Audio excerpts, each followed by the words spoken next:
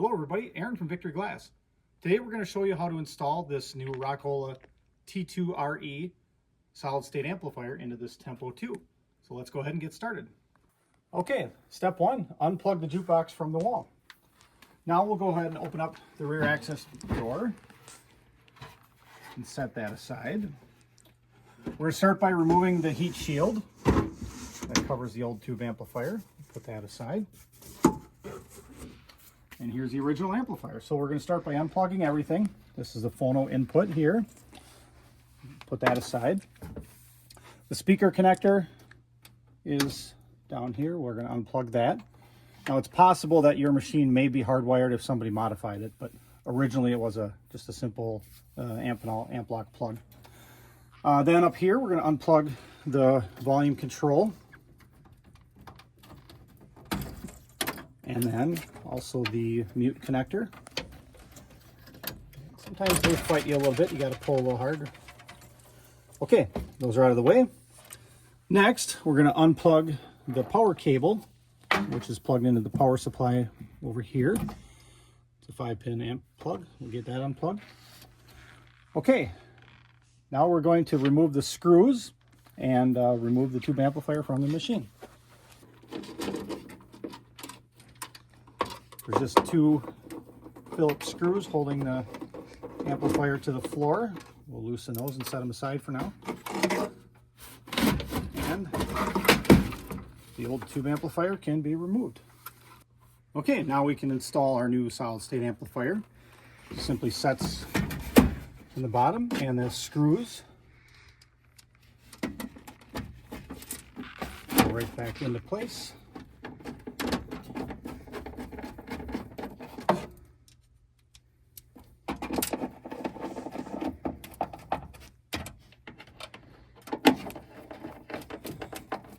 Okay, now we can go ahead and plug the original factory connector back in, but there's a note on the original Rock-Ola connectors. These are what are called Amphenol amp lock connectors. Over the last 65 years or more, they have shrunk.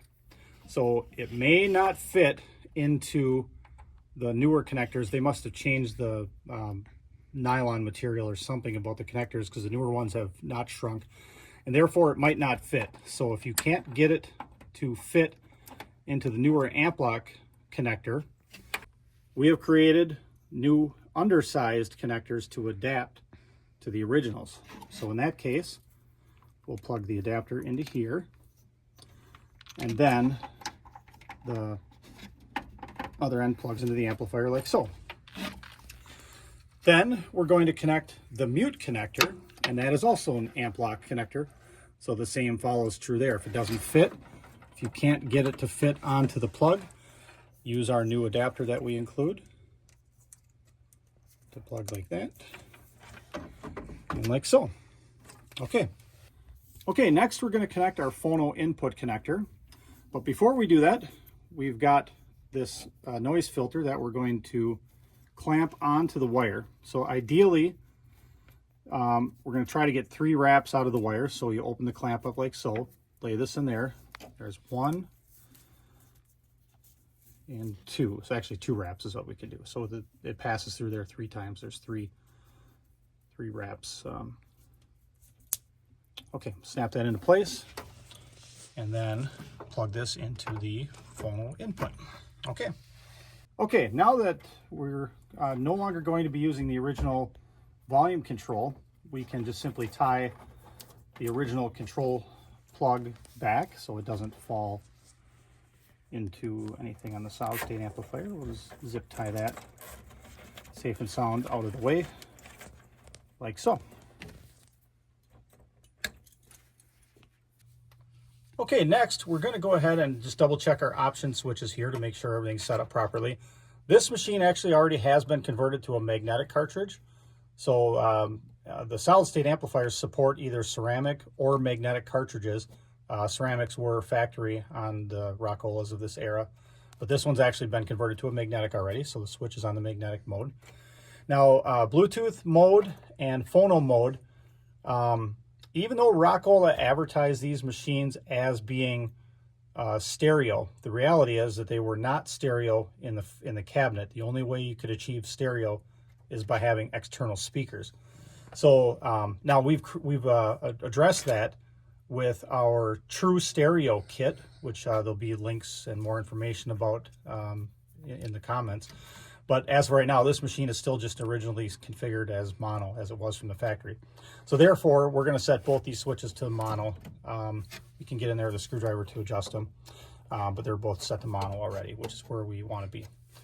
So that's correct. Other than that, there's not much else to adjust, so we're going to go ahead and connect the power cables next. Okay, so now we're going to take the original power cord that used to go to the wall. We're going to wind him up nicely and put him inside here. And then we're going to connect the new output adapter to the power cord, which then gets connected to the AC output on the amplifier. And then we'll take the new AC input connector, has your typical IEC computer style connector on it, and plug that into the input on the amplifier. Okay, next we need to install one of our noise filters that goes on the mechanism motor. So one of the things that we put extra emphasis on with our solid state amplifiers is to try to eliminate as much mechanism noise as possible. Now, in order to do that, we had to add a filter to the mechanism basket motor. So to connect that, I'm not sure how well you'll be able to see this on the video, but the mechanism control box, which on the top side is what has the switch you flip for manual scan on or off. That same box at the bottom of the mechanism is where the mechanism motor connects. So it's a red connector. It's kind of hard to see probably in the video here, but you see it hanging down there. It's a 6-pin amp block connector with only 4 pins added to it. So we're going to unplug that from the mechanism control box, and then our new filter will plug in into the box.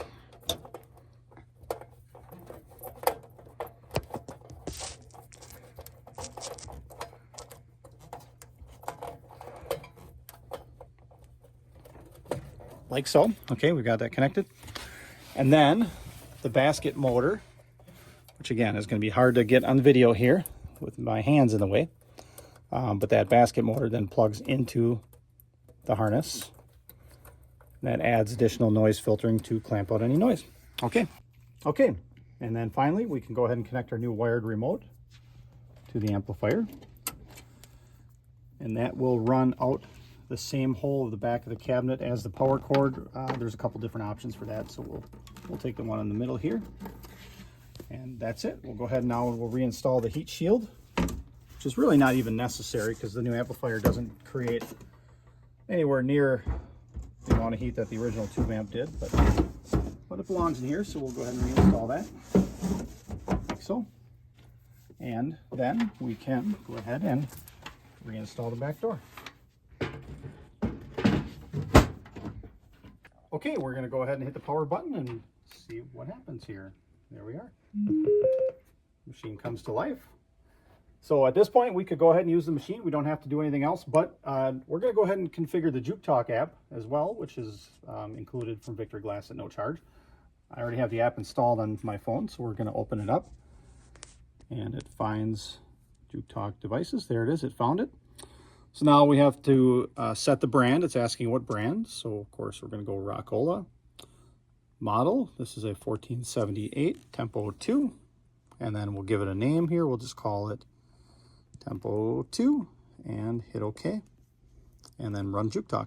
And there we are. So now on our phone, we've got the ability to control volume, bass, and treble. We can control the power from here. And we can also do reject and mute.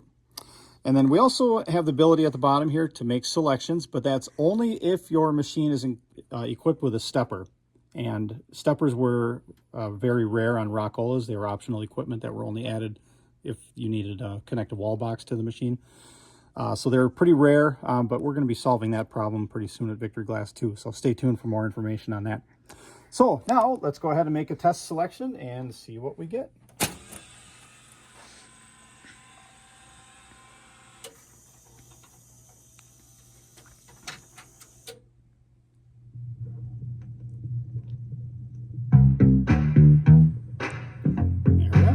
now we have the convenience of controlling the volume from the amp, or we can also do it from the remote control, of course, as well.